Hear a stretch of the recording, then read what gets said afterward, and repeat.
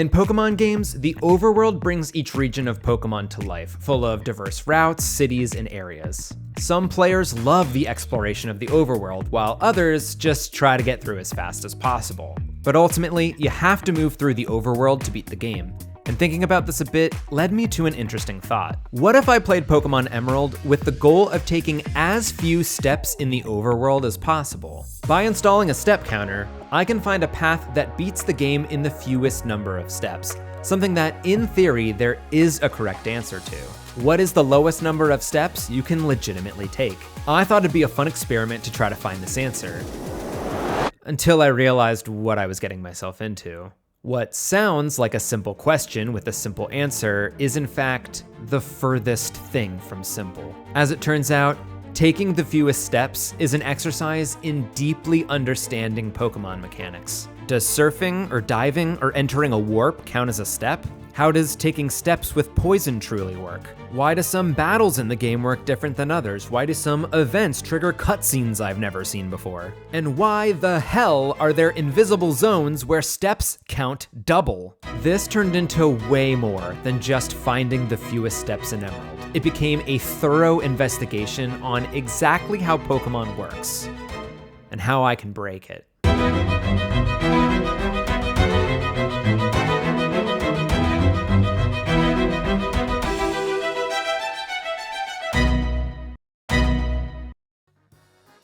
To make progress in Pokemon games, players are required to take steps. In the games through Generation 5, a step is counted when the player initiates a movement from one tile to the next. Steps and step counting aren't crucial to normal Pokemon gameplay, but the concept of a step is baked into your experience. Safari zones limit the number of steps you can take, and the poison status condition hurts that Pokemon every several steps. Since steps are an established metric that the game keeps track of, I thought it would be interesting to try to beat the game while taking as few steps as possible. At the end of the video, I will beat the game and have a final number of steps that I think is the theoretical lowest number possible. To do this, I need to have perfect movement through the game and take advantage of every nuance in saving steps. Let's take a look at how this works at the very beginning of the game.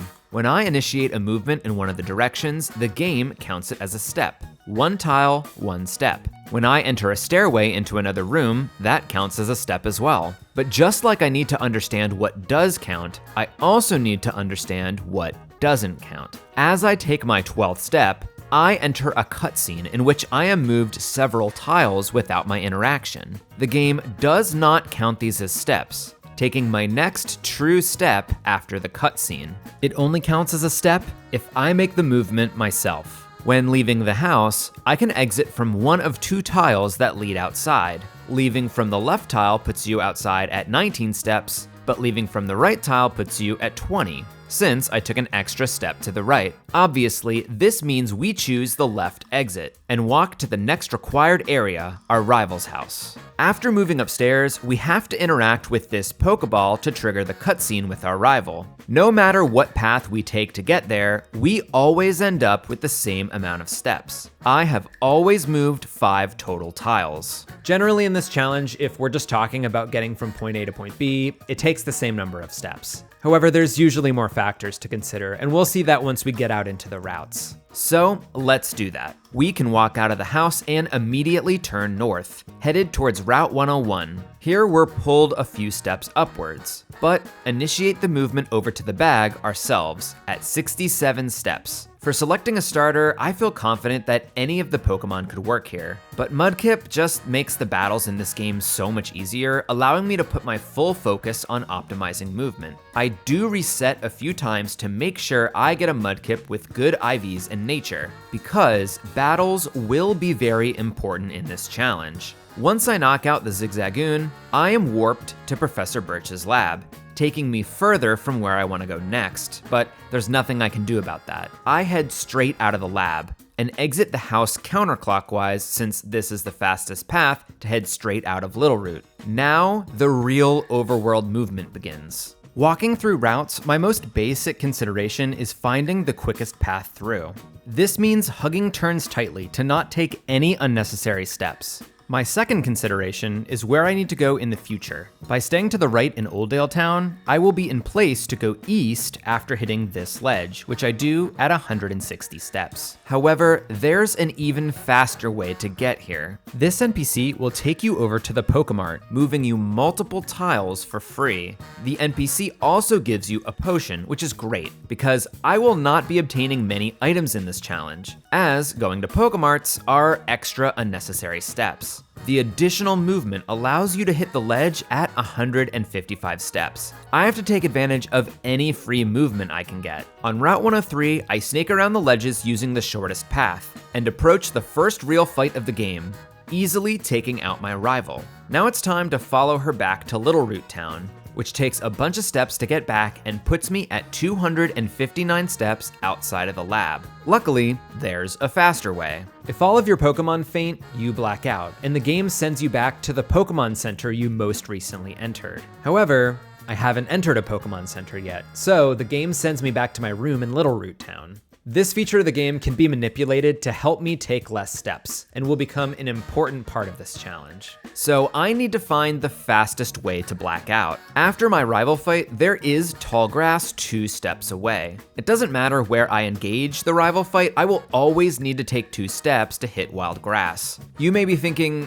sure, blacking out is faster than walking back, but won't you need to take steps in the tall grass to find a Pokemon? And amazingly, the answer is no. By standing on a tile with tall grass and spinning in place, I can actually trigger wild Pokemon, but the game does not count these as steps. You need to physically move a tile in order for the game to count it as a step. By standing in place and taking no extra steps, I can fight wild Pokemon over and over. And since I'm gonna black out anyway, I take this opportunity to gain as much experience as I can, getting all the way up to level 13 before blacking out. It's a little bit of a walk to get out of the house and around the lab, but we get there at 208 steps, 51 steps faster than walking back. To find the path with the lowest steps, we need to use strategies like the blackout warp. Before I go on, there's one more consideration I need to make. Much of the game so far has been focused around the protagonist's house. In the Gen 3 games, the house of you and your rival is established based on what gender you select. Because we're moving between these houses, does playing as the girl character actually take less steps? The houses themselves are exactly the same, as are the distances between the 2 houses. However, when it comes to leaving the houses to get to Route 101, we find a difference. Because the male character leaves from the rightmost house, he can turn immediately upwards to be in the perfect spot. The female character leaves from the leftmost house and must take 3 additional steps to the right. This puts the male character 3 steps lower than the female character, but we have another factor to consider. Once we black out, we need to get to Professor Birch's lab from our own houses. The female character takes 15 steps to get there, and the male character takes 16 steps. However, this is still a net 2 steps more with the female character. This is the last time we'll deal with the character's house. So we can safely say that playing with the male character is 2 steps faster. Professor Birch pulls me in automatically, which is nice, but I do need to walk back out, walk up through Little Root and Route 101, and then cut through the left side of Oldale Town, hugging the wall as close as possible, since I will be required to go down now. We've already been required to do so much experimentation and mindful movement, and we're just finishing the intro of the game. We have a whole region we need to traverse now.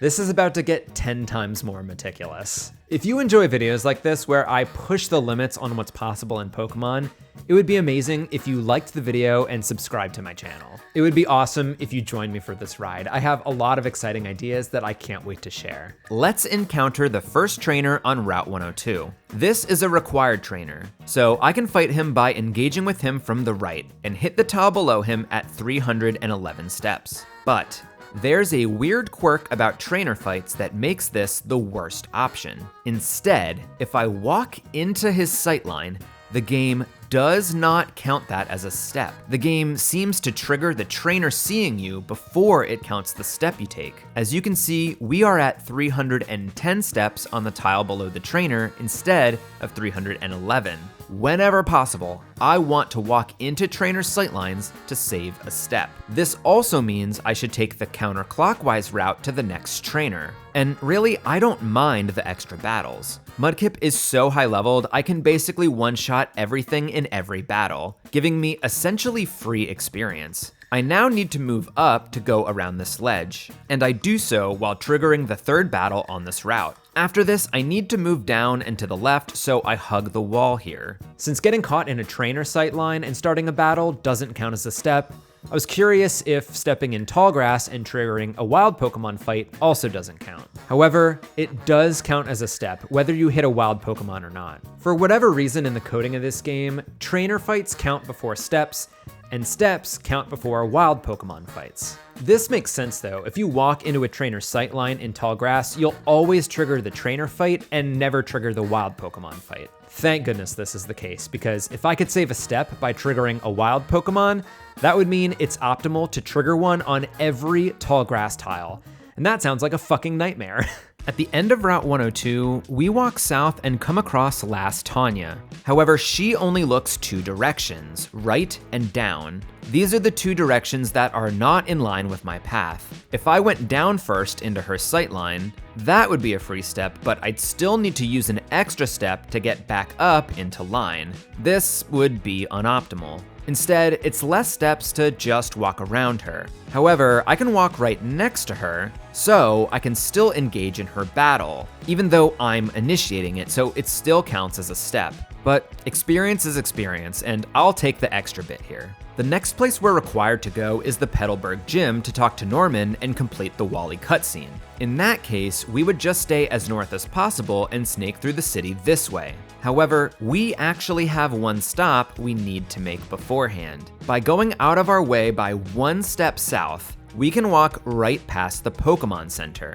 If we enter the Pokemon Center, it becomes the new checkpoint for a lot of different actions. Actions we'll be using in the future. The cool thing about this is that we don't even have to use the Pokemon Center. Simply entering the building marks it as the last Pokemon Center used. And for some reason, the game doesn't count entering or exiting the building as a step. So it's only 2 steps out of our way to do this. And it'll save a lot of steps very soon. There actually is an NPC who will bring me close to the gym's entrance, but it takes more steps to trigger him than it would to just walk there myself. So I enter the gym and engage with my dad, completing the Wally cutscene without taking any additional steps. Next, I need to head west to Route 104, where we have 2 paths to get through, but the beach route is significantly longer, so I opt for the tall grass path. We need to head northwest to the entrance of the Petalburg Woods, and there's a few things I contemplate on my way there. First, by immediately heading as north as possible,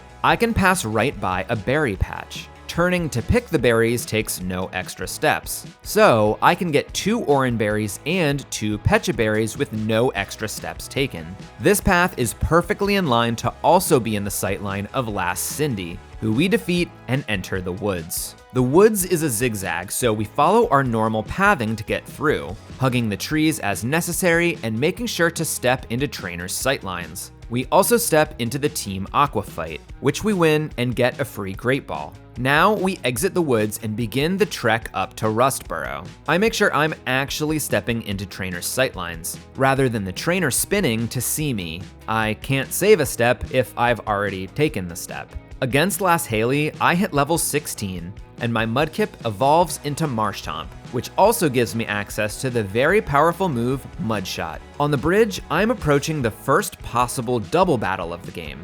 This is an interesting case, because stepping in the sightline with one Pokemon will not trigger the fight, but stepping in with 2 Pokemon does, saving me a step. That's why, before I left the Petalburg Woods, I spun on a tile to catch a Pokemon. I decided to catch a Taillow, allowing me to save a step on this double battle, and walk up to Rustboro City. The only thing I need to do in Rustboro is to defeat the first gym leader, but there's something I can do that will save me steps later. At some point, I will need to obtain escape ropes. an item that allows you to immediately exit a cave or tunnel, putting you at the exit point. As far as I can tell, this is my best opportunity. If I go straight towards the gym, I hit this tile at 606 steps. If I go left towards the Pokemart, buy my escape ropes, and go to the same space, I get there at 620 steps, a 14-step difference. I'm gonna need my first escape ropes soon, so this is my last chance to pick them up. There are 2 other Pokemarts I realistically could have entered before this. Oldale Town doesn't sell escape ropes in their Pokemart, eliminating that option. That just leaves the Pokemart in Petalburg City. If I was just going to the gym straight away, this would be the fastest option. But because I need to duck into the Pokemon Center, it complicates things. In fact, going into this Pokemart is also a difference of 14 steps, making this Pokemart just as viable as the one in Rustboro. While either works, there is something that tips the scales to me. By the time I've reached Rustboro, I have a lot more money from fighting way more trainers. This means after I've finished buying escape ropes, I can also buy a few potions and X items, things that may help me down the line. With that complete, we reach our path again, and take the quickest line to enter the Rustboro gym. There is very clearly one correct path to get through the gym. Going straight up traps you, forcing you to go back down. So instead, we immediately head up and left. There are 2 trainers here, so ideally we would step into each of their sightlines individually, saving 2 steps. However, this point triggers both battles simultaneously, and also traps you, forcing you to backtrack around them. That means going up at this spot is correct, saving you 1 step. However, once you're here, it doesn't make sense to go back left. This would be a free step into the hiker's sightline, but an extra step going right again. This means going straight up is correct, but because you pass right by the hiker, I can still fight him. Just not saving a step to do this. Now I can make a beeline for Roxanne, and with a level 17 Marshtomp, Nosepass goes down in 2 hits, without ever dealing damage to me. We've obtained the first badge, taking 676 steps to get here. I can walk out of the gym through the same path I entered, which is the fastest way. It would be faster to cut down the middle, but the trainer blocks me, making it the same number of steps whichever way I decide to go. Once I step out and walk immediately left, the next cutscene is triggered. By walking up, keeping as right and then as low as possible, we have our next required task: get the Devon goods back. To do this, we have to go right and hit Rusturf Tunnel, and we have a few choices to make on the way. First, we have a split path on the first part of the route. If I choose the upper route, I have to walk way up. And because the NPC only looks up and right, I can't even take advantage of a sightline step. The bottom path is significantly faster and passes right by a free rappel. Additionally, we can step into the sightline of Bug Catcher Jose. Heading right, we're blocked by another trainer, but that's okay because I know I need to start heading upwards anyway. I get the free step into her sightline, take her out, and start walking through the final patch of grass on the route. This is my last chance to catch a Pokemon I'll need very soon: Abra. Using the Great Ball we got in Petalburg Woods, we catch Abra before it teleports away. As I continue spinning, I also run into a Poochyena. While I don't need to catch this right now, I might as well, adding a 4th member to our team. We'll talk about why I'm doing this as it becomes relevant. Now it's time to take on a few trainers on the east side of the route. 2 of the trainers are spinners, so I need to be careful as I try to step into their sightlines. If I were to step directly into their sightline together, that would save 1 step. But there's actually a way to do better. The first thing I do is step into this row only when the bottom trainer is looking this way.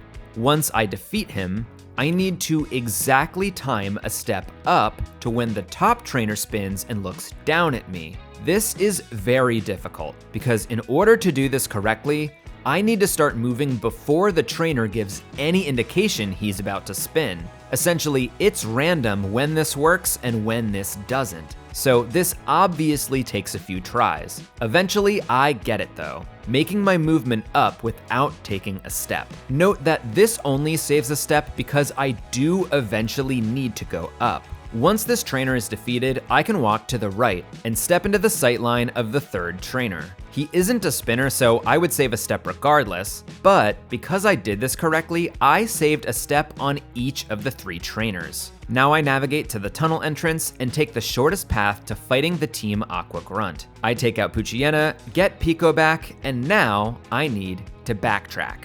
Let's talk about backtracking. If I'm going to a new area, I have to walk there. But if I'm going to an area I've already been, that's not the case. I can walk there, of course, but there may be a faster way. Consider how we backtracked from the first rival fight. I could have walked back, but because I was able to set a checkpoint closer to where I needed to go, I was able to death warp back and take less steps. Anytime I need to backtrack, I have to consider if there's a faster way than walking. Here in Rusturf Tunnel, we have some options, including just walking out. But just like before, I do have the option to black out. I am currently standing on a tile with wild Pokemon, so I could fight them until I die and warp me back while taking no steps. This sends me immediately to Petalburg City, where I set my checkpoint. However, this is not a good option.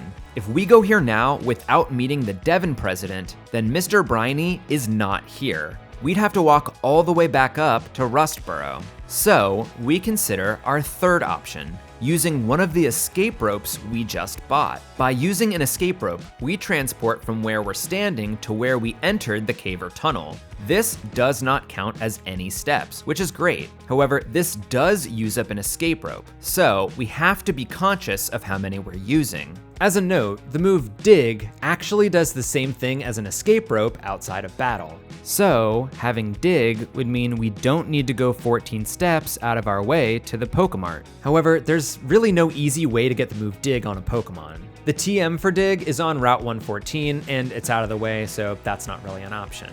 There are 2 Pokemon that learn Dig via level up, Trapinch and Nincada. Trapinch is out of the way, but Nincada is available. In fact, it's catchable on the route that I was just on. However, Nincada doesn't learn Dig until level 45, which it has no chance of getting to between when I catch it and the tunnel. So we'd need to get an escape rope anyway, making this whole ordeal not worth it. But in a challenge like this, I want to consider absolutely everything. Dig would make this faster, but it's just not possible here. Once I escape rope out, I have 2 options. The first is to use our new Abra to teleport. However, teleport just takes us to the same checkpoint that blacking out does, which again is Petalburg. This is not quicker. So this leaves us just one sad option, backtracking the normal way, on foot. The top would actually be faster since we come from the top, but there are cut trees in the way, meaning you'd have to go out of your way to get the cut HM. All of this is much slower. Instead, I can just take the path back the same way I came, with 1 extra step saved. Because I'm coming from the top, I can jump over this ledge. Ledges in this game take up a whole row of tiles, meaning by jumping over, you move 2 tiles, but only taking 1 step. This is why we needed to hit the sightline tricks earlier. If we were coming back through again, we could have fought 2 trainers on the way there and 1 on the way back to save 3 steps that way. But by jumping the ledge, we skip all the trainers and save a total of 4 steps. Now we head to the left, but before we talk to the NPC, I spend some time spinning and getting as much experience on Marshtomp as I have PP for. I do this by focusing on the wild Pokemon that give me the most EXP, and can get up to level 21. This is the right idea, because once I speak to the NPC, who warps me to the Devon Corp, the president heals me. Since my PP would get restored anyway, I might as well use it as much as I can to gain a few levels. Quick behind the scenes note. A lot of the challenges that I try on this channel test what's theoretically possible in Pokemon, and often involve me doing these really time-consuming tasks, like getting my Pokemon to level 100 or getting thousands of the same item. When something is clearly possible but takes forever, I usually find a way to speed up the process, like using PK Hex and just giving myself whatever I need. For this challenge though, I won't be using any modifications whatsoever. Because I'm trying to find the theoretical low for steps, I don't want to accidentally change something that affects the game and gives me an illegitimate number at the end without me even realizing it. This is especially true for things like grinding, where the level I can get to is based on the PP I have at the time. There'd be no way to know what level I can get to unless I do it myself. I'm allowed to reset and use save states because this just locks in what already legitimately happened. When we finish the game and see that final number of steps, I'll be confident that we found the legitimate answer. Now that I have the letter for Steven, it's time to head back south. I'm not able to use teleport or an escape rope inside, so I have to spend steps to walk out of the building.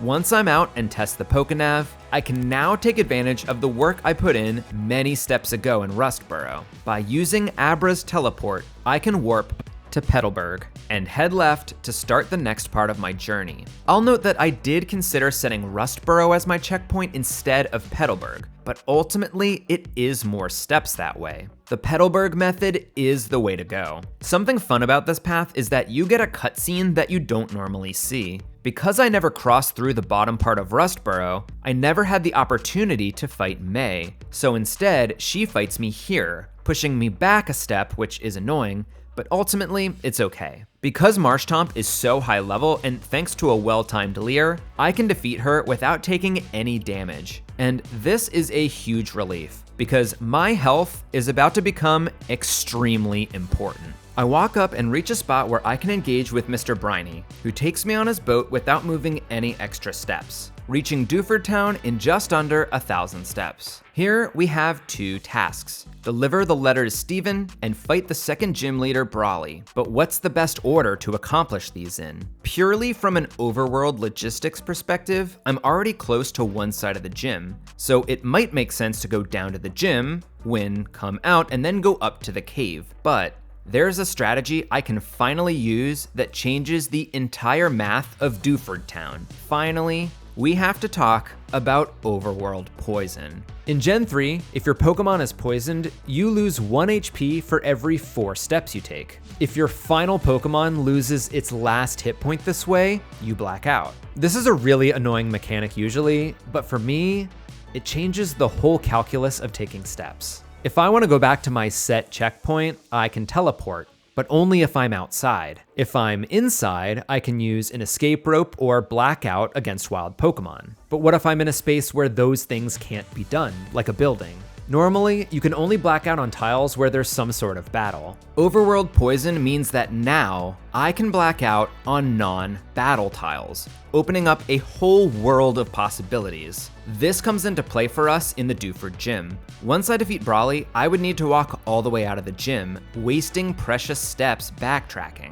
What if I instead used Overworld poison to avoid taking all those steps? This would warp me back to a checkpoint from the Dewford gym, a place where I can't use an escape rope or teleport. The question then becomes, how can I poison myself for this gym fight? And can I do so without taking any extra steps? Since the Devon President heals me, I'd have to find a way to poison myself after this point. I do walk through this patch of grass on Route 104, but there are no Pokemon here that can poison me. I can find Wurmples, which learn Poison Sting at level 5, but the only level Wurmples here in Emerald are level 4. So they will never know Poison Sting. Once I make the way to Dewford, I have wild Pokemon I can get from the water. By speaking to this fisherman, I can get the Old Rod. And by walking a few steps up, I can find wild Tentacools, who do know Poison Sting and can poison me. I could then walk down to the gym. However, this is a few steps out of the way, but it's certainly less steps than walking all the way out of the second gym. If I can't find a better option, this may have to be it. Since I have to go through Granite Cave, maybe doing that first can give me an opportunity to get poisoned. Unfortunately, there are no wild Pokemon in the entire cave capable of poisoning me. I was starting to think there was legitimately no way to get poisoned while taking no extra steps. But then I realized that there is one trainer I can fight on my way north, Fisherman Ned and his Tentacool. A Tentacool that does know Poison Sting and can poison me. So, with that information, here is what I cooked up. First thing off the ship, I walk over to the Pokemon Center to set it as the checkpoint. Then, I immediately head north. Because I will eventually need to get north enough to go around these trees,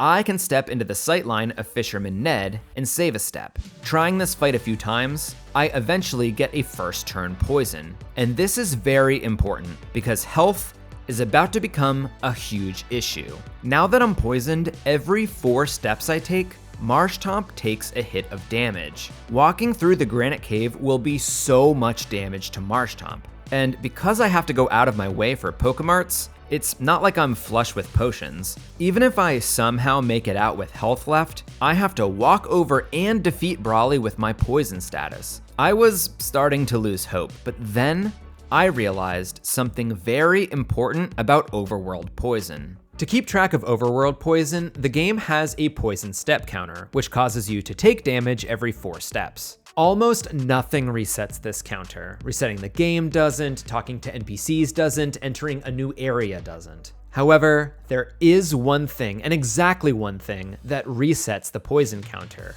entering a Pokemon battle.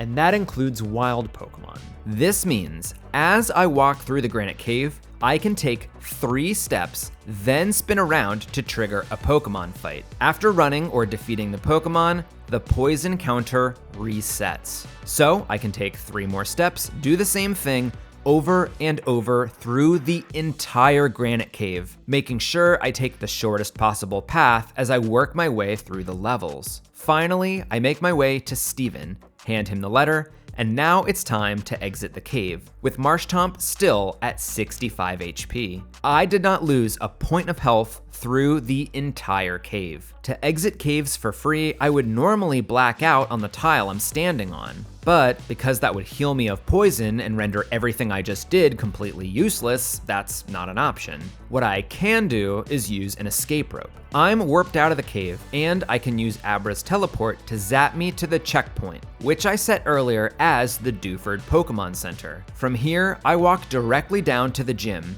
and take the shortest path through the gym. This does not involve fighting any trainers. So I go directly to the second gym leader, Brawly. At level 27, Marshtomp can easily sweep this fight, but unfortunately, I don't have the luxury of doing that. You see, once this fight is over, we want to take as few steps as possible. This is a battle, so our poison counter resets, meaning to take the fewest steps, I would take 4 steps and black out. Of course, this means to get the lowest number of steps, I need to end the Brawly fight at exactly 1 HP. Having a Pokemon battle end with 1 Pokemon that has 1 HP left is such a daunting proposition. Not only do you have to account for damage ranges from your opponent, but the tick of damage after every turn. This is probably the thing about this run that I was the most worried about. Remember, I'm not using any cheats for this. I'm not just gonna set my Marshtomp at 1 HP.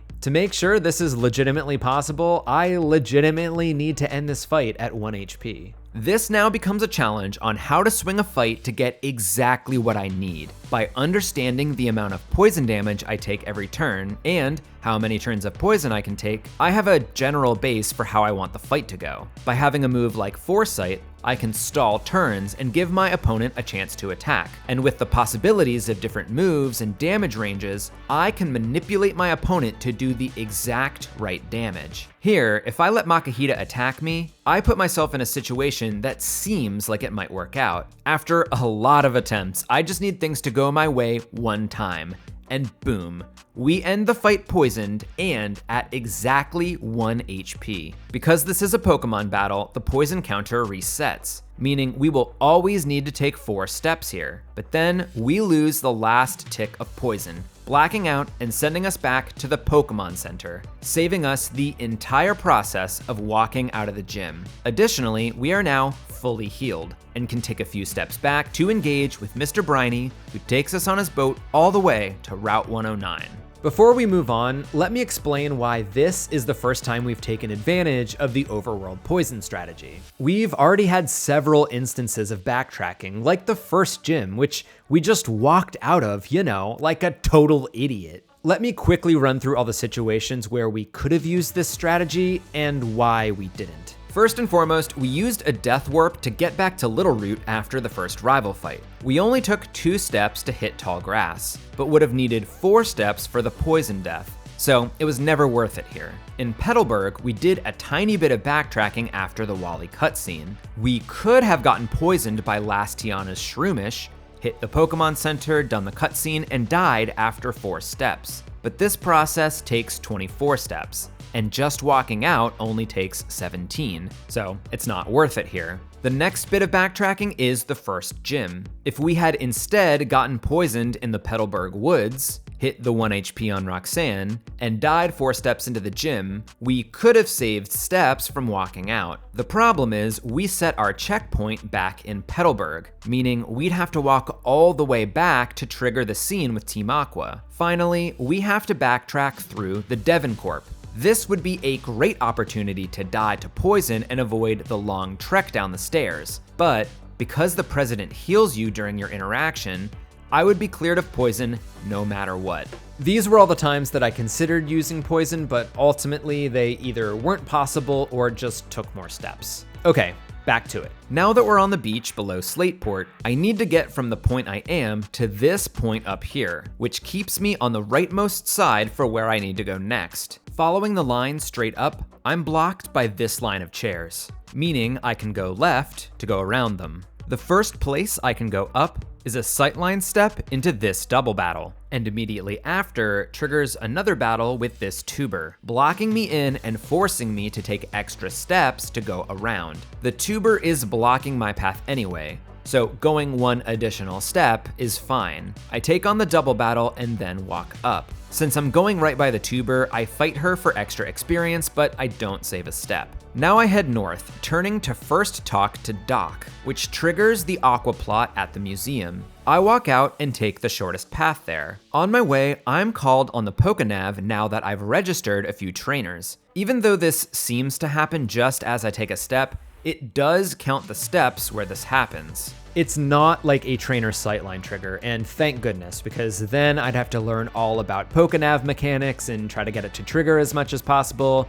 That all sounds horrible. I don't want to do any of that. If I go to the museum, fight the grunts on the 2nd floor, and walk out since escape ropes don't work, I make it to the Pokemon Center at 1,428 steps. But there's a faster way. Instead of the museum, I first go to the Pokemon Center, then go to the museum, do what I need to do, and then use Abra to teleport when I walk outside the museum. By doing this, I can get there 4 steps faster. We're about to set a new checkpoint anyway, so changing the checkpoint to Slateport has no repercussions in the future. I'll note that even though we backtracked out of the museum, the overworld poison strategy isn't possible here. I get healed after the Team Aqua double battle, so it's impossible for me to be poisoned after these fights. Our tasks in Slateport are complete, so we can venture north to Route 110, where we simply need to make our way using the most direct lines possible. Wherever I can, I choose to take on potential double battles as single battles, so Marshtomp doesn't have to split experience with any other Pokemon,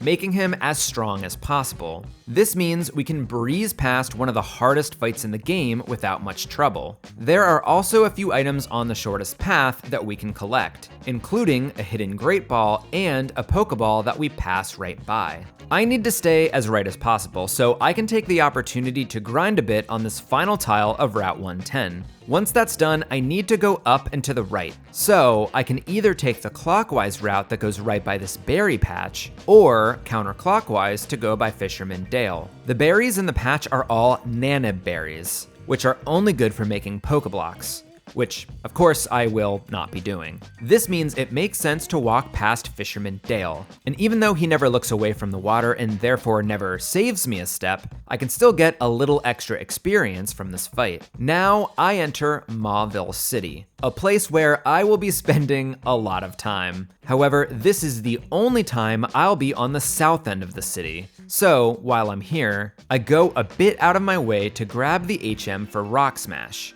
I'm required to go here, as I need Rock Smash very soon, and nobody can learn it by leveling up. It's also important here for me to talk to the Rock Smash guy from below instead of from the left. Despite both spots being the same number of tiles from the entrance, one is closer to the exit, since the door is 2 tiles wide. Then I walk up to the Pokemon Center and step inside, setting Mauville as my checkpoint. This is gonna be our checkpoint for a long time. Also, I did check and know it is not faster to go to the Pokemon Center, Rock Smash House, and then teleport back like it was in Slateport. But this is why I test these things out. I never quite know. The only thing left to do is to walk the shortest path to the gym, defeat Wally, and get ready to take on Watson. Before we get there though, I need to find the fastest way through the gym.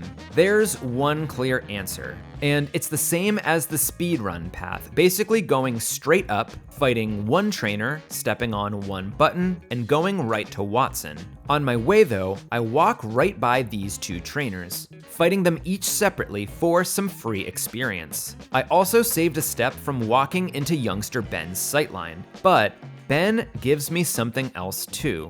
Ben has two Pokemon, and the one I care about is Gulpin. Ben's Gulpin knows Sludge, which can poison me. This gives me the opportunity to be poisoned for the battle with Watson, so we can do the exact same thing we did in Brawly's gym. We need to end this fight at exactly 1 HP, and guess what happened on my very first attempt?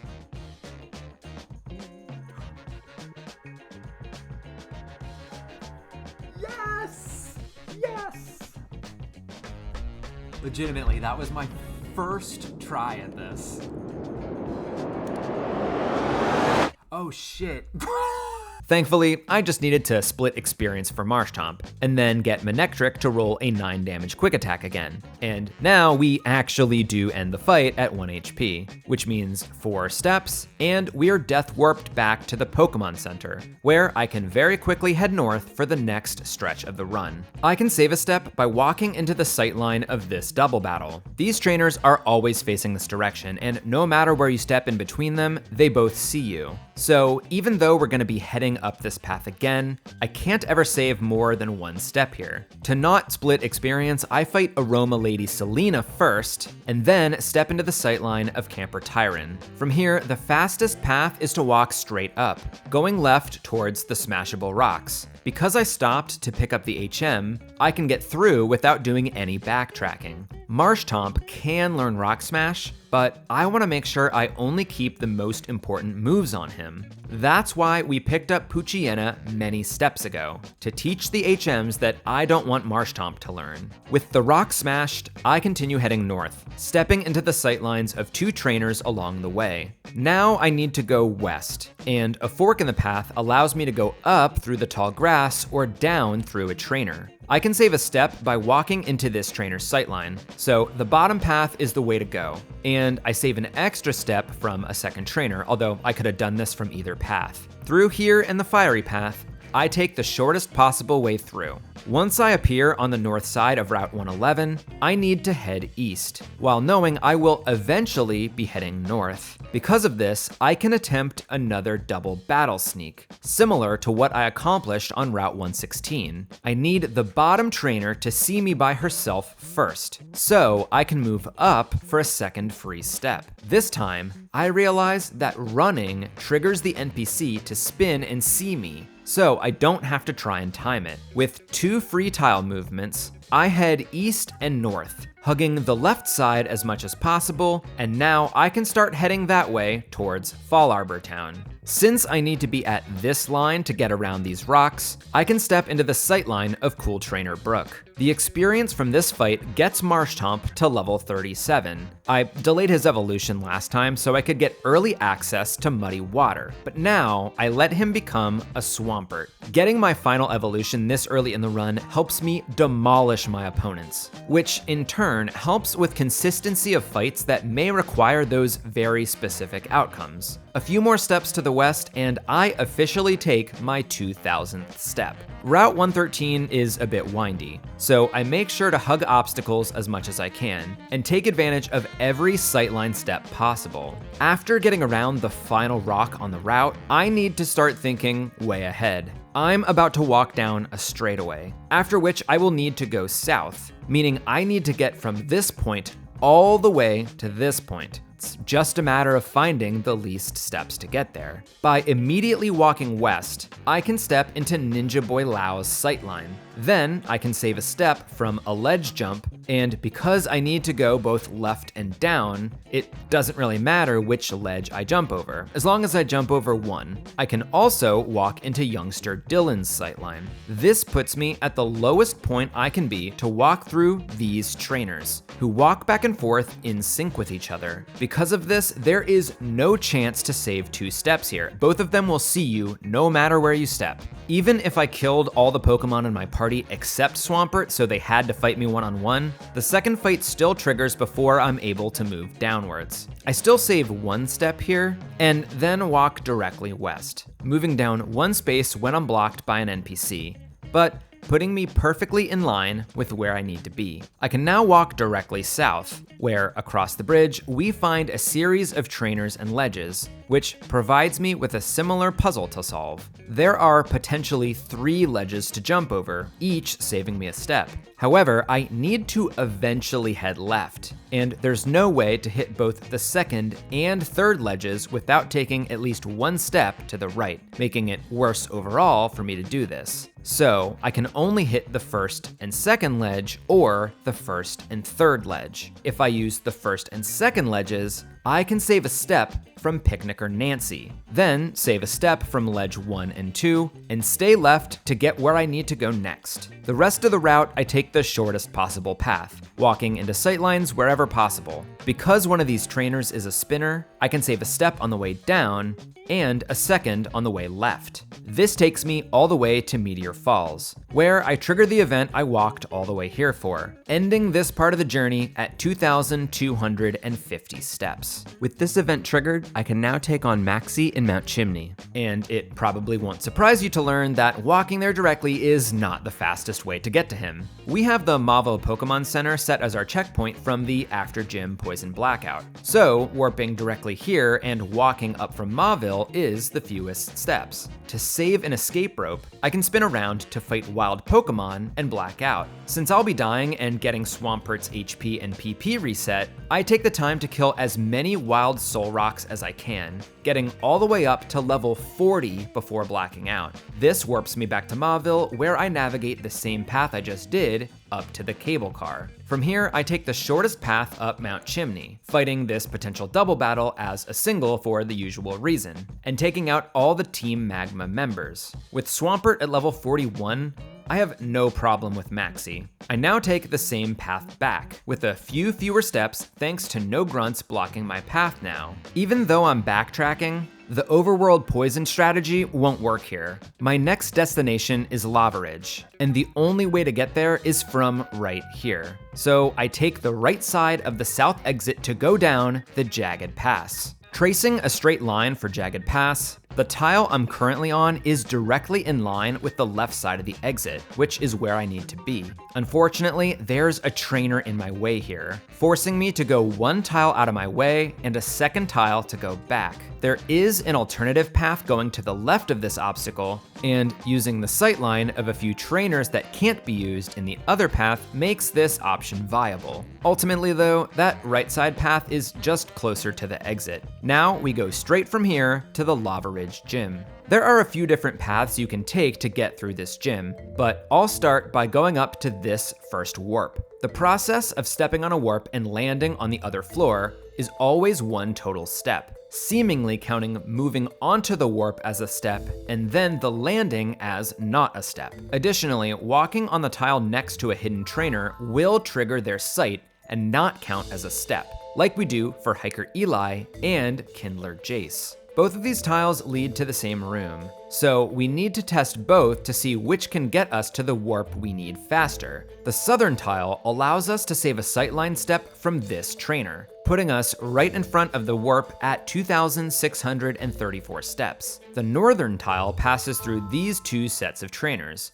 1 double battle and 1 single battle. However, despite an extra battle, we end up with the same number of steps. This is because the double battle is triggered directly from exiting a warp.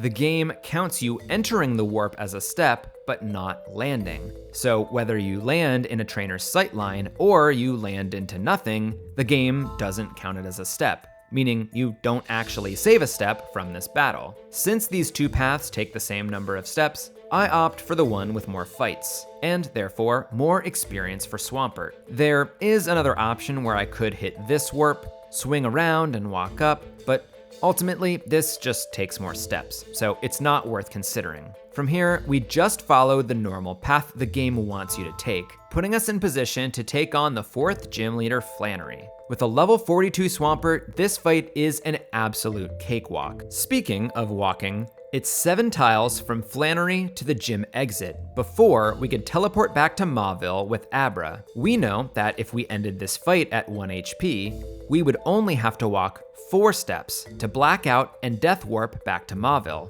But how can I get poisoned in this gym full of fire Pokemon? Well, the game makes it easy. As Flannery's own Slugma knows Smog, we would then be able to get down to 1 HP and black out in Flannery's gym to save 3 steps. And although this overworld poison strategy seems like the best bet, it's actually not. If you black out in Flannery's gym, the game does not take you back to your checkpoint in Mauville. Instead, the game takes you to a checkpoint that you did not set yourself, the Lavidge Pokemon Center. Normally, after defeating and exiting the Lavidge gym, you have a cutscene where May gives you the Go Goggles. If you black out in the gym, you would bypass this cutscene because you never exit the building. So, to make sure you don't accidentally miss this item, the developers so kindly put this backup in. I've played Emerald hundreds of times, and I've never seen this cutscene, so it's pretty cool to find. Now in theory, this would be okay. I could just teleport to Mauville immediately. However, not only does the game take you to Lavidge now, it resets your checkpoint completely. Teleporting doesn't take me to Mauville now. I would have to walk there myself. It's obviously not worth all this to save 3 steps in the gym. So, I do not want to get poisoned. I want to crush Flannery, take the 7 steps out, watch the normal cutscene, and then teleport to Mauville. Sometimes the simple solution is truly the best solution. Next, we have to beat the 5th gym so we can gain the ability to surf, which we need to make progress. Unfortunately, that's all the way back in Petalburg, but we're actually in a pretty good position here. We do need to walk back to Petalburg, but once we beat Norman, we can just teleport back to Mauville and immediately go east. All I have to do is figure out the best way to Petalburg. What I can tell you is that there is a way that takes the least amount of steps. All I need to do is go south through Route 110 and Slateport and have Mr. Bryony sail you all the way back to his house. Then walk over to the gym. I check the number of steps if I take Cycling Road 2, but it's more. The Mr. Bryony route is the way that takes the fewest steps. That being said, we do have another option. Instead, I could go east of Mauville towards Rusturf town,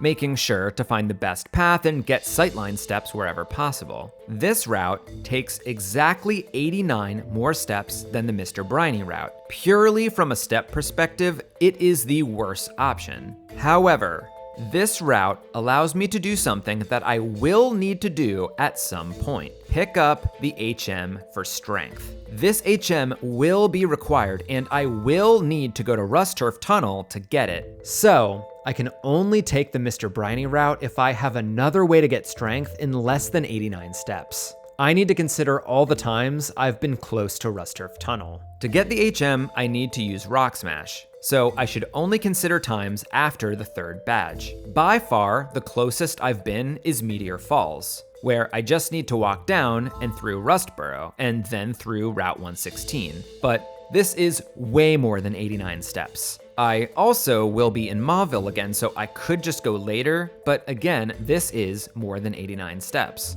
As far as I can tell, the way to get the fewest steps is to go the Rusturf Tunnel way and get strength now. We hit the Petalburg gym at 3,101 steps. This gym is a series of rooms, where there's a path using the left door and a path using the right door. However, this gym is very parallel, so no matter which path you take, you get to Norman in the same number of steps. Something interesting is that everywhere when you enter a building with 2 entrance tiles, the game always places you on the leftmost one. Everywhere except for this gym. If you go on the rightmost path, you will be placed on the rightmost entrance tile. If this wasn't the case, the right path would be better, but they were so locked into making this gym even that they changed the coding for these entrances. Since it doesn't matter from a step perspective, I choose to avoid the fight with a Swellow that is faster and can do a bit of damage to me.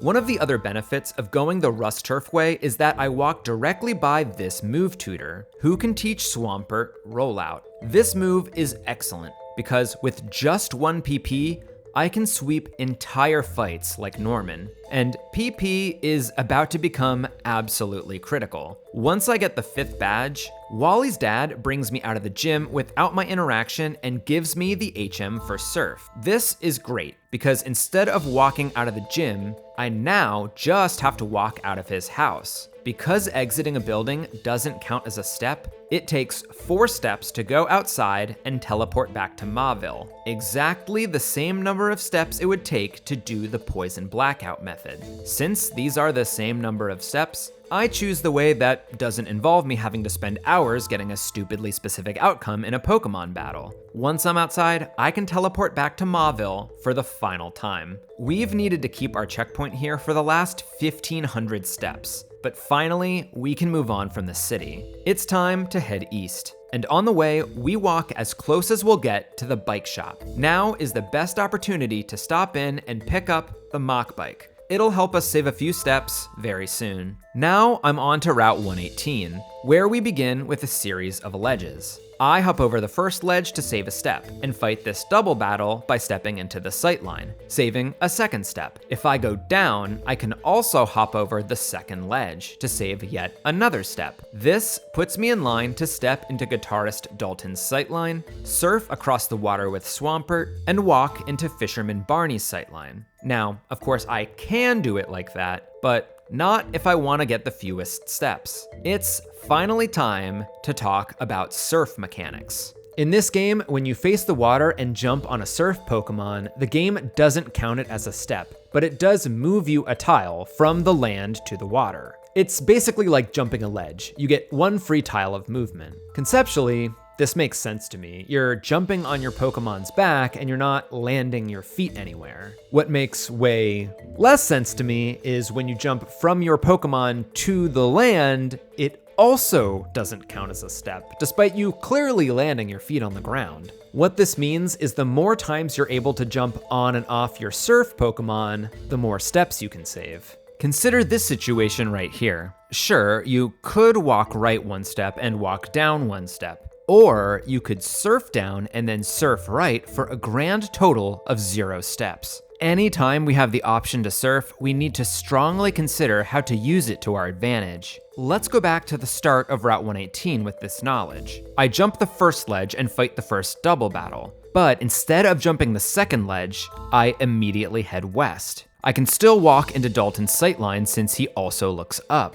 By being in this line, I just barely hit this strip of land on the east side. This allows me to do a double surf jump, where I cut a corner with surf, again saving 2 steps. The second ledge I skipped saves only 1 step, making this path the correct one. Although that ledge down there looks mighty tasty as well, I'm about to head north. So I need to hug this wall, walk into Fisherman Barry's sightline, and meet up with Steven. And it doesn't matter where you trigger this cutscene, he doesn't ever shift your character tiles. So now I can cut immediately north, step into Birdkeeper Chester's sightline, and walk up to Route 119. Walking straight north is not an option here, as I'm blocked by this set of trees. However, my goal is to go east and up this set of stairs. Conventional wisdom tells me to go east around the set of trees. By going north as soon as I can hit 2 double surf jumps and hit the stairs at 3,287 steps. Although this path goes right by 2 trainers,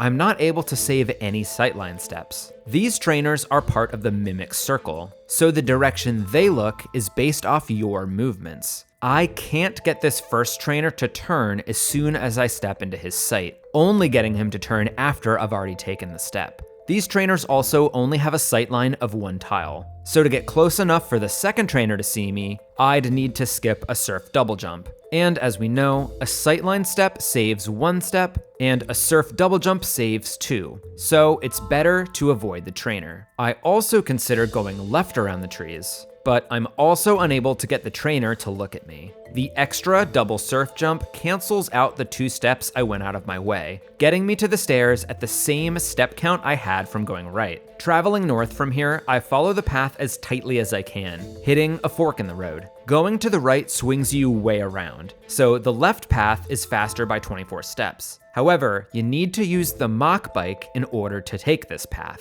So, I need to account for the 8 steps to pick up the mock bike that I wouldn't have needed to take the right path. Still, the left path is 16 steps faster. So the mock bike path is the way to go. The Weather Institute is very straightforward. I simply take the shortest path, stepping into sightlines wherever I can. After defeating Shelly, I receive a cast form holding a Mystic Water, which I can immediately transfer to Swampert, making my overpowered starter even more powerful. I would love to avoid backtracking through this building, but a poison blackout would take me all the way back to Mauville, and using escape ropes just to get out of the building are not possible either. I have to walk out myself, and walk east to take on my rival. Rollout sweeps the fight once again, and we head up for the final stretch of 119. By taking this western path, I can save 2 sightline steps, as well as fighting a third trainer by engaging him myself. A few steps east, and I have made it to Fortree City at just over 3,500 steps. I am not able to fight Winona yet. I first need to meet with Steven on Route 120. Since I'll then need to come back to Fortree,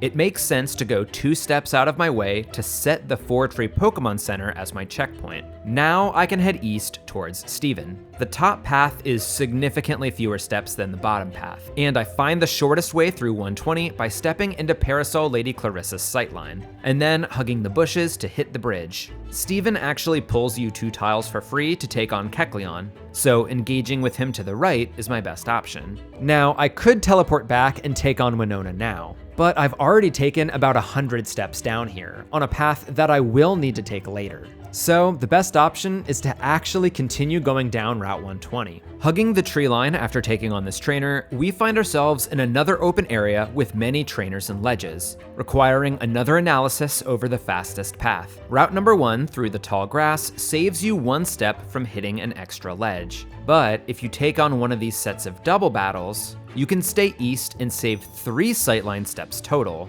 making this the optimal route. I now want to hug this side as much as possible, passing right by a hyper potion. Getting items this good is not common, so I'm happy to pick this up. We're right in line with where we need to go next, but we have a trainer tip sign in the way, meaning we need to go around it. By going down, we can hit another double trainer sightline step. By walking into the bottom trainer's sightline while the top one is looking away, we save 1 step. And then time it perfectly when the top trainer turns around to save a 2nd step. Note that this would not work going around the top way, as the bottom trainer will always see you. The bottom path is the way to go, because it puts us right in line to walk south.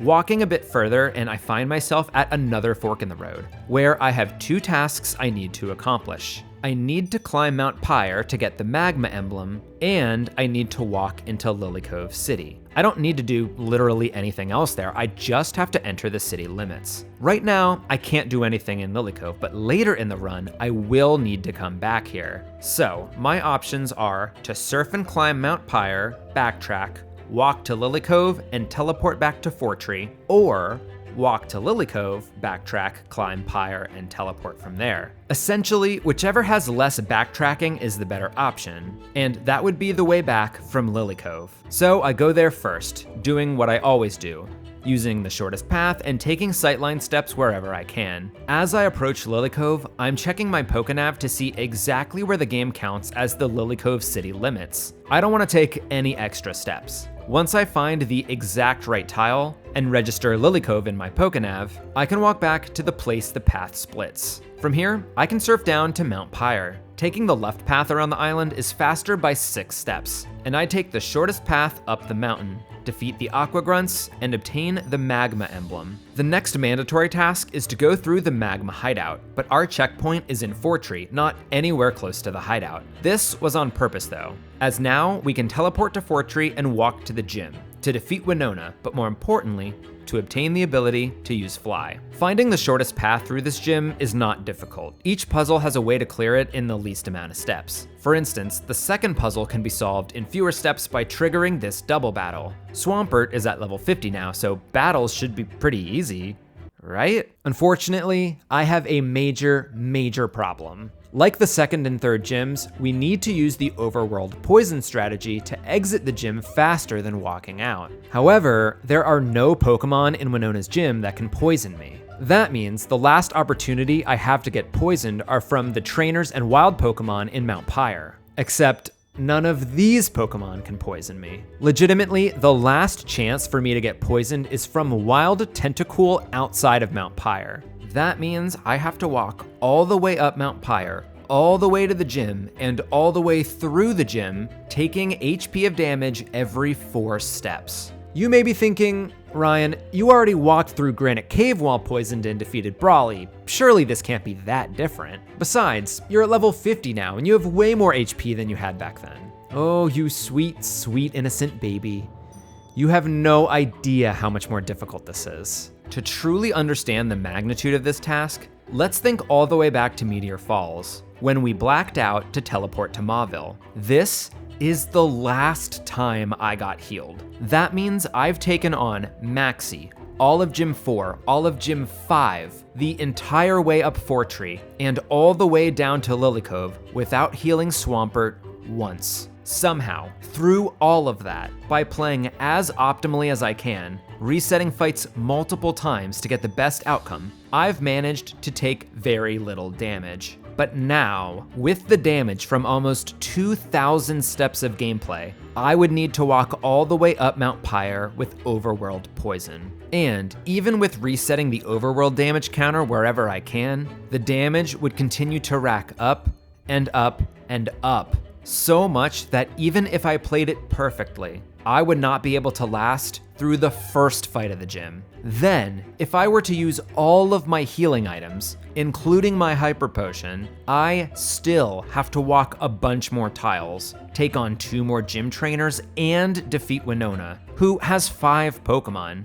meaning at minimum 4 turns of poison damage. It became very clear to me that this was not possible. There was no way for me to take Overworld poison all the way from outside Mount Pyre through the 6th gym to save steps. I accepted that using the poison blackout strategy was simply not an option here. And then the light bulb went off. There is a way to get poisoned in Winona's gym after all. I just needed to poison myself. Rather than getting poisoned from a Tentacool outside of Mount Pyre, I would catch a Tentacool. Then I walk all the places I need to without taking Overworld poison damage. Then, on the final double battle in Winona's gym, I could bring in Tentacool, who I caught below level 25 to make sure it still knew Poison Sting. By targeting my own Swampert, I can get poisoned now, only requiring me to walk a few steps and fight 1 additional battle, making it to Winona with plenty of health. Now, I just find the series of decisions in battle that leaves me at 1 HP, allowing me to take 4 steps and blackout warp out of Winona's gym. Now that I have the 6th badge, I can use Fly, meaning setting checkpoints and Abra's teleport are no longer useful. By teaching Fly to the Tailo we caught way back in the Petalburg woods, we can now go to the Pokemon Center in any city we've been to already. And the timing couldn't be more perfect, as now we need to backtrack to get to the Magma hideout. Because we can fly to a number of different cities, we have a number of different options. Obviously, Lavidge is the city closest to the hideout, and makes the most sense to test first. In order to go up the jagged pass though, you need the acro bike to jump up the stones. I picked up the Mach bike for the shortcut on Route 119, and you can only have 1 at a time. So I need to fly to Lavidge, jump the ledges, and walk up to the cable car, then down to the hideout. We do have an alternative though. Instead, we can fly from Fortree to Mauville and walk to the bike shop to switch our bikes. Once we're outside, we can then fly to Lavidge, jumping up the steps to get to the hideout. In a funny coincidence, both of these methods take the exact same amount of steps. This would then come down to whether I need the Mach bike or acro bike going forward, but we don't need either anymore. I end up going with the Mach bike route since we're able to fight one trainer on this path, and I'll take a bit of extra experience on Swampert. To get past the entrance, you need to teach a Pokemon strength, and due to my planning around the 5th gym, I already picked up this HM. Walking through the hideout is simply a matter of finding the right path and stepping into every sightline I can. Some of the grunts move, so I have to find the right place for them to see me. That way they don't accidentally block me in. I defeat Maxie with Swampert at level 53 and just about 4,600 steps. The next place I need to go is Slateport to trigger a cutscene that opens the Aqua hideout. So I can blackout or escape rope out, then trigger the cutscene and be on my merry way. But because nothing in this challenge is easy or straightforward, that would not be the fewest steps. The Slateport cutscene takes place in a building that I need to exit in order to use Fly. Just like the surf house after the 5th gym, the exit is exactly 4 steps away. In the previous instance, it didn't matter whether we died to poison or walked out of the building, both took 4 steps. That is not the case here. Remember that the only thing that resets the Overworld poison counter is entering a Pokemon battle. The Norman fight reset the counter, and I was taken to this house without any interaction. So when I finally moved, it was 4 steps. This cutscene involves no battles, so the Overworld poison counter was only reset on Maxie, but then I was required to walk several steps to get to the Slateport harbor, meaning the counter is not reset after this cutscene, and we take a hit of poison damage after only 3 steps. So, to get this perfect, I need to end the Maxie fight at exactly 6 HP, then use my 3rd escape rope and fly from Fortree to Slateport. I take 4 ticks of poison damage as I walk up to the building, and 1 more as I walk through it. The cutscene triggers anywhere in this horizontal line of tiles, so I can take fewer steps by triggering it from the bottom tile. After the cutscene, it takes 3 steps to black out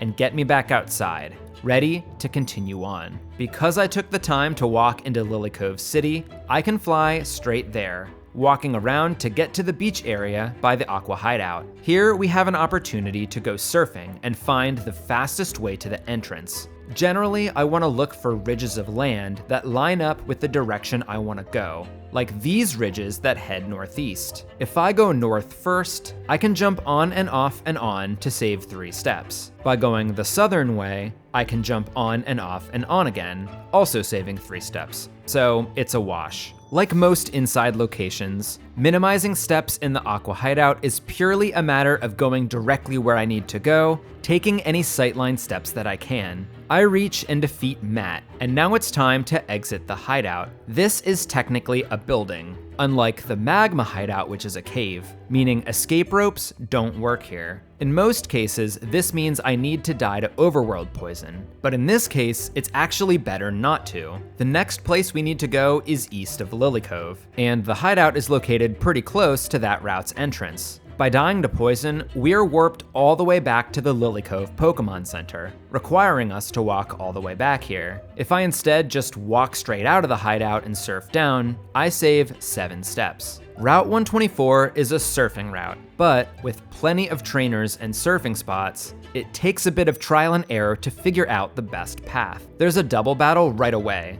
where the bottom trainer is stationary and the top trainer moves. I can save a sightline step from the bottom trainer, however, I want to move down, not up. So it's not beneficial to go up and get seen by the top trainer. Instead, I just let her look at me for some free experience. There are 2 other trainers I want to be seen by, saving me 2 more steps. The spot that this last trainer can see me is perfect, as it sets me up right next to 2 islands on the route. By passing through the southwest side of both islands, I can save a grand total of 16 steps, jumping off and on 4 times per island. I'm also able to save an additional 7 steps by scraping the western part of Mossdeep Island and walking over to the main part of the city. As I move 1 tile up the stairs, the game goes from 5,067 steps to 5,069 steps. I have walked 1 tile,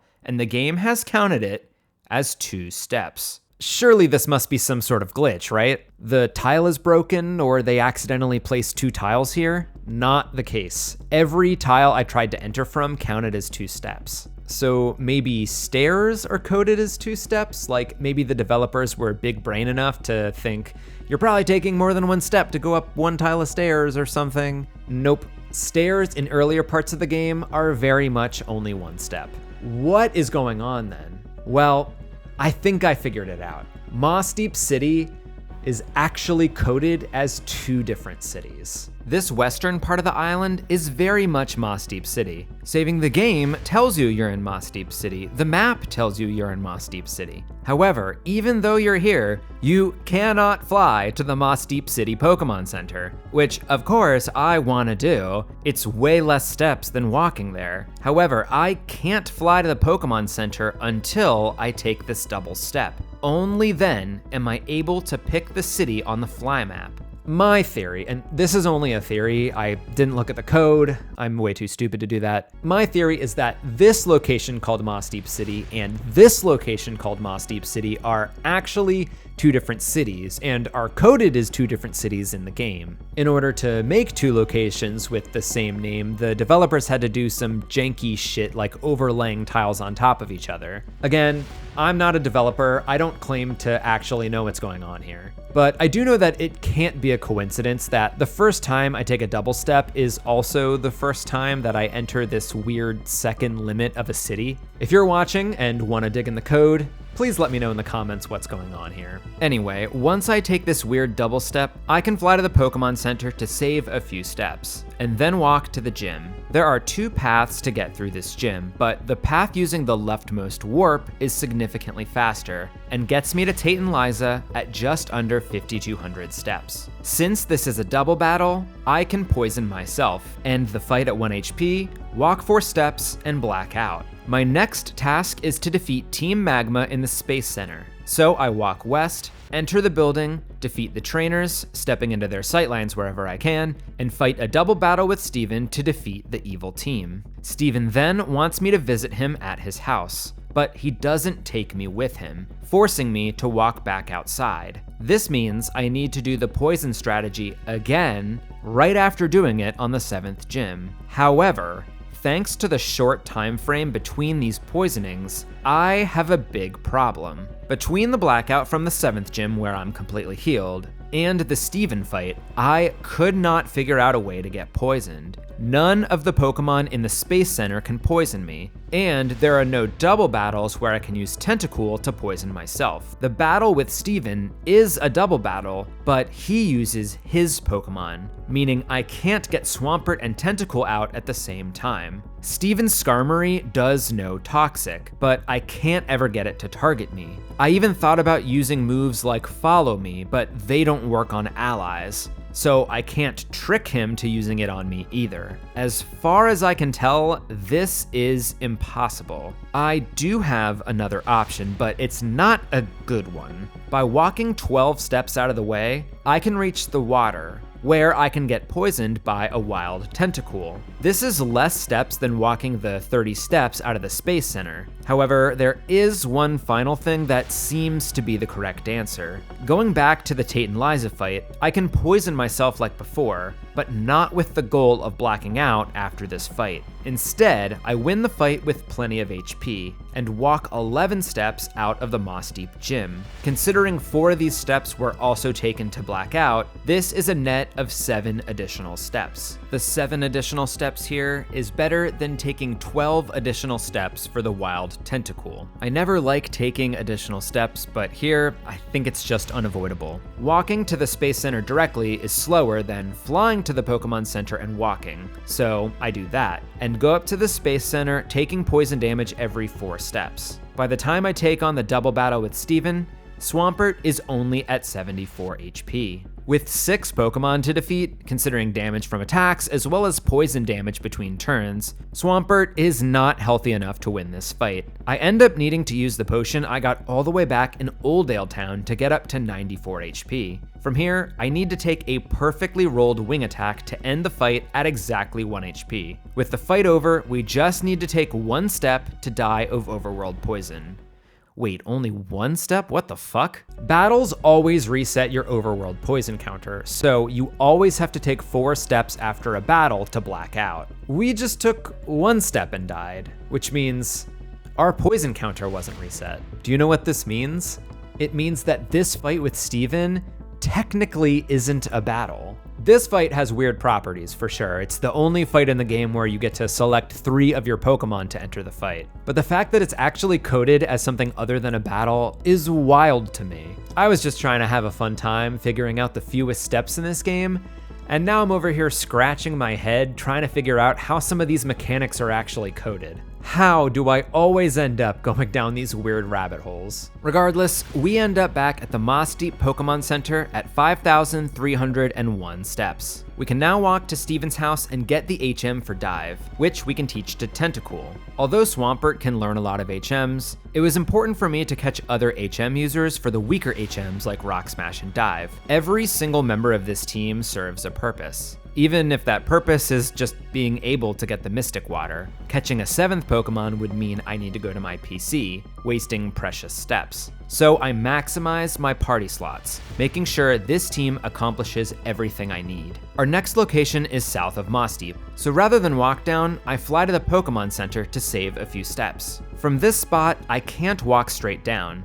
so I need to either go left or right around these trees. The right side path requires cutting back in to go around this rock, so the left side path is always the way to go. Straight down from here, we land on an island, allowing us to save a few more steps with a double surf jump. We hit a second island as well, saving additional steps as I work my way south. When I get to the spot I need, I can dive down and enter this underwater cave. It doesn't matter where I dive here. It's the same number of spots whether I dive early or dive late. However, that's not the case once we enter the cavern. Going to the surface here will put you on the same spot no matter where you dive up from. So it's essential to go up to the surface immediately, walking straight forward into the Seafloor cavern. The path here is pretty straightforward until we get to the northern part of the second room. These 2 doors will eventually meet up in the room with the first rock puzzle, but the leftmost door gets you to this room way faster, as you don't have to surf on nearly as many tiles. Of course, fighting the double battle trainers are a way better choice than the rock puzzle here, but we do complete the rock puzzle in the next room, and then walk down to Kyogre, which triggers a battle with Archie. I can easily defeat him, and because he warps me out after the fight, I don't need to use an escape rope. The next part of the game is laid out pretty linearly. I'm supposed to go to Sootopolis, meet Wallace in the Cave of Origin, encounter Rayquaza in the Sky Pillar, and go back to Sootopolis to watch the culmination of the plot. All of these things have to happen in this order, so it makes logical sense to just follow this path. However, sometimes it makes sense to go out of order now to save steps later, specifically to set fly destinations. Consider back on Route 119. We were already part of the way through the route, so it made sense to keep going so we could set Lilycove as a fly spot. We have a similar situation here. We're already as close as we're going to ever get to the Sky Pillar, which is 2 routes south of where we are currently. It might make sense to go there now, so we can fly to it when we need to go there later. Of course, Sky Pillar isn't a town or city, so you can't set it as a fly point. What you can do is get to the nearest fly point, Pacifidlog Town. However, this location is past Sky Pillar, so it's a bunch of extra steps to get there and then a bunch of extra steps to go from Pacifidlog to the Sky Pillar. So option 1 is to follow the normal game route as intended, and option 2 is to set Pacifidlog Town now, so I can fly close to the Sky Pillar instead of surfing all the way down there later. Both of these options seem reasonable, and they cover a large stretch of time with lots of factors. So I need to just test them both out. Let's begin with option 1, the intended route, starting by going to Sootopolis. The entrance to the route I need to get to is northwest of here, about equidistant to where I currently am and Mossdeep City. I considered that it might be faster to fly back and go to Sootopolis from there. However, once you hit Route 126, you need to go south in order to hit the entrance to the city. So, approaching from the south and hugging the southern border as much as possible is the better option by 13 steps. We dive down and then dive up into Sootopolis. Kyogre and Groudon are blocking my way, so I can't get to the center island for free surf steps. The fastest way to reach Steven is just to surf directly to him. Then he walks you over to the Cave of Origin automatically, which is very kind of him. But I do have to walk myself through the cave, and then tell Wallace where Rayquaza is. From here, it's my responsibility to leave, and there are no wild Pokemon here for me to black out on, so I have to use my final escape rope here. Back in Rustboro, I spent money buying 3 escape ropes. These items have become very clutch in this challenge, but there's always a reason we use them instead of blacking out. The first escape rope was used in Rusturf so we didn't blackout warp all the way back to Petalburg. The second was used in the Granite Cave so we could keep the poison status for Brawly. The third was used in Magma hideout to keep the poison status for the Slateport blackout. But I just used a 4th escape rope, despite only buying 3? Well, way back in Granite Cave, my shortest path passed directly by an item, a 4th escape rope. Using it takes me out of the Cave of Origin, ready to head to the Sky Pillar. It's actually faster now to fly right to Mossdeep. That way I don't have to actually exit Sootopolis. And then I can surf south. We then pass by where we were before, but staying more west since we'll be heading that way. We can save multiple steps by fighting trainers and taking advantage of every double surf jump we can. I'm not gonna explain every decision I made on this path since it's a lot of small decisions, but rest assured knowing I tested every reasonable path out, and this is the fastest way there. We hit the entrance to the cave at 6,162 steps. This is just option 1 though, so let's roll back to after Seafloor Cavern to test option 2. From this spot on Route 128, I follow a similar path down to Route 131, but instead of heading up to the Sky Pillar, I continue west towards Pacifidlog Town. On the very first tile I'm able to, I register Pacifidlog and then fly back to Mossdeep, where I surf down to Sootopolis, talking to Wallace in the Cave of Origin and using the final escape rope.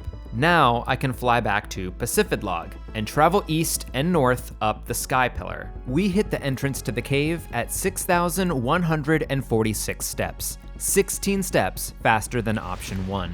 Registering Pacifidlog is the way to go. Now we just need to walk up the Sky Pillar, encounter Rayquaza, fly back to Sootopolis, and talk to the team leaders to officially end the evil team plot. That means all I need to do is take on the final gym leader, Juan. But just like most gyms, I do not want to spend the steps walking out, meaning I need to find a way to get poisoned. Nobody on Juan's team can poison me, and I won't be fighting any of the gym trainers since they're all below the ice puzzle. Working backwards, I would get poisoned from the Pokemon in Sootopolis, but in a weird twist of fate, I'm not able to. Surfing only gives you Magikarp, and I would be able to fish up Tentacool if I had the old rod, which I don't. Recall that it's a bunch of steps out of the way to pick this up in Dewford Town. I do have the good rod, however, the good rod only catches Magikarp. Somehow, the old rod is better than the good rod here, but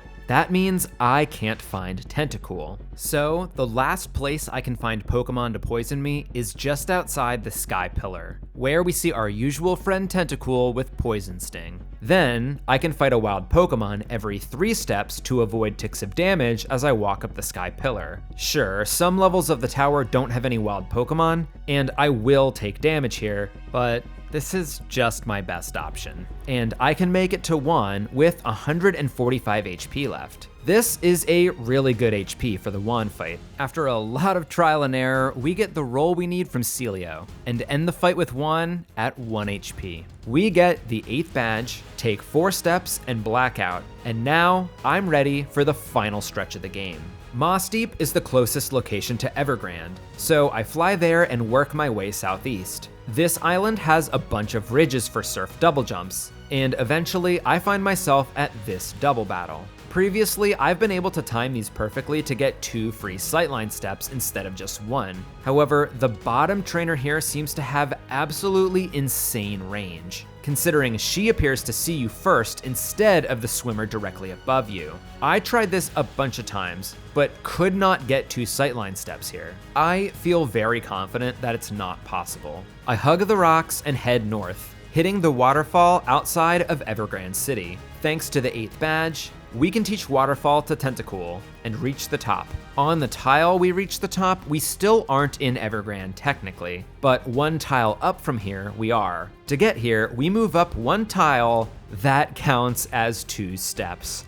Just like it did in Mossdeep City. Evergrande is also a city that makes sense to have as 2 distinct locations. You have this part below Victory Road with the Pokemon Center, and you have the part above Victory Road with the Pokemon League. The developers didn't want you to fly to the top without going through Victory Road, so it makes sense to have these as 2 different locations with the same name. It's just like my theory about Mossdeep, and these are the only 2 locations where entering counts as 2 steps. I feel like my theory is pretty much confirmed. Anyway, even though I'm in the bottom half of Evergrande, it doesn't save steps to fly to the Pokemon Center since it's more steps to the east. It's 4 fewer steps to simply surf and walk up to the entrance of Victory Road. On the first floor, we just follow the normal path, defeating Wally and stepping into the sightline of Cool Trainer Hope. In the basement, after some rock smashing and strengthening, we reach a split path that will meet back up later on this floor. The northern path meets back at 6,800 steps, while the eastern path meets back at 6,775 steps, a full 25 steps faster. The rest of Victory Road has no optional paths, but I do take what I can,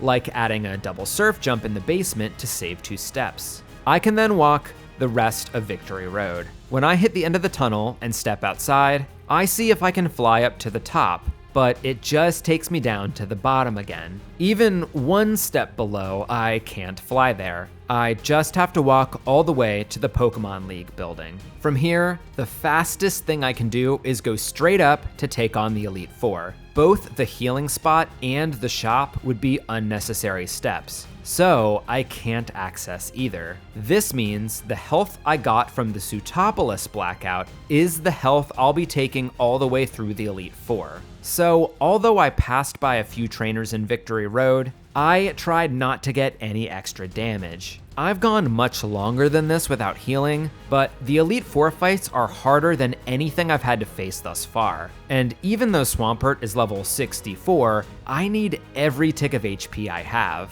Stepping through these rooms is standard. You walk a tunnel to the next room, engage with the trainer directly, and go around them through the door. There isn't anything you can do to save steps. From this point on, it becomes solely about if Swampert can solo the Elite Four. All the extra trainers I've fought for experience the entire run is for this moment, right here. We begin with Sydney. The big problem here is Cacturn, who is very hard to 2-hit KO and responds with a devastating Needle Arm.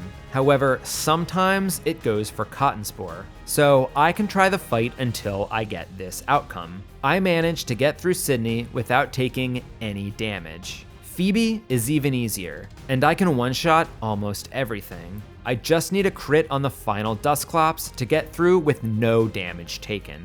Even though I've made it through the first 2 fights without getting hurt, I am running out of something else, PP. In fact, I have no Earthquakes left. In the long earlier stretches, I was able to learn new moves that refreshed my dwindling PP, or teach TMs to give myself a fresh set of moves. These are not available now, but I do have one more option. On Route 110, my fastest path went right by an item. That item was an elixir, an item that heals 10 PP for each of your Pokemon's moves. I've been saving this item the entire time, assuming this would be the best place to use it. And I'm so justified in this, as now I'm able to Earthquake Glacia's entire team. taking just a bit of damage from wall rain. Drake is a significantly tougher fight, but we are so close to the end of the game, and that means I can use all the tricks at my disposal. Way back in Rustboro, after I picked up the 3 escape ropes that I needed from the Pokemart, I had a bit of money left over. I knew I was never going to be able to go to another Pokemart, so while I was here, I picked up a few extra items, namely some X attacks. Well, I've been sitting on them the entire time, and now's my chance to use them. By giving Swampert 2 X attacks, he can one-shot most of Drake's team. This is not the case with Salamence though, who is able to get significant damage on me before I take it out. However, this is okay. I still have that 1 Hyper Potion I picked up on Route 120. I can heal Swampert up and take on the final fight of the game, Wallace. By using my final X attack, I can 2-shot all of Wallace's team, taking a bit of damage here and there. Gyarados gives me the most trouble with its Earthquake, but I can take it out